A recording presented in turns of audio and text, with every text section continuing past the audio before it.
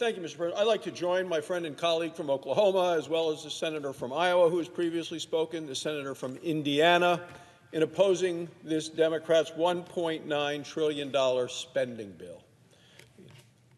The Democrats want to call it the sixth coronavirus bill. In fact, that's false. It's not a true statement, because only about $1 out of every $11 being spent on this monstrosity is really focused on coronavirus health. The rest is a partisan liberal wish list that the Democrats have wanted to pass for a long, long time, long before the pandemic, long before anyone in this country had ever even heard of coronavirus. I remember President Obama's chief of staff, Rahm Emanuel, famously said, "Never let a good crisis go to waste." Well, Mr. President, that's what they did under President Obama. They saw a crisis. They passed laws that had nothing to do with what had caused it. And now here we are a dozen years later.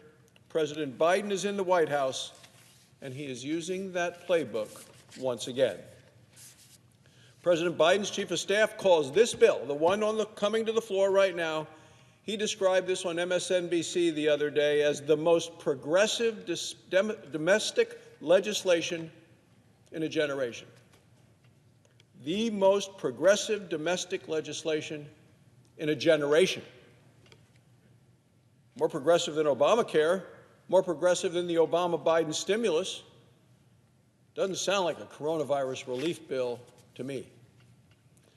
As the White House chief of staff admits, this isn't mainstream. This is radical. And, he's absolutely right about that. In the House, not a single Republican voted for this bill. Actually, Democrats joined every Republican in opposing it. President Biden ran for president as being mainstream, as being a unifier. That's how he got to the Oval Office. But ever since then, it's been scorched earth partisanship every day since that time. Last week, President Biden gave a speech about the bill. He talked about Senate Republicans, those of us who are on the floor today and coming up next. He said, what would they cut? I'm very glad he asked. President Biden could start by cutting $350 billion of bailing out from states and local governments. State tax revenues are down less than, 0.1%? We've just heard from the senator from Oklahoma. Most states actually have more tax revenue than before the pandemic. Actually, 44 states more tax revenue than before the pandemic.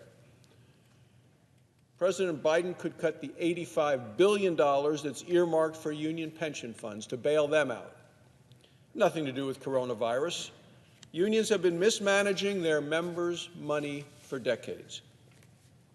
President Biden could cut the $4.5 billion for the New York City subway system.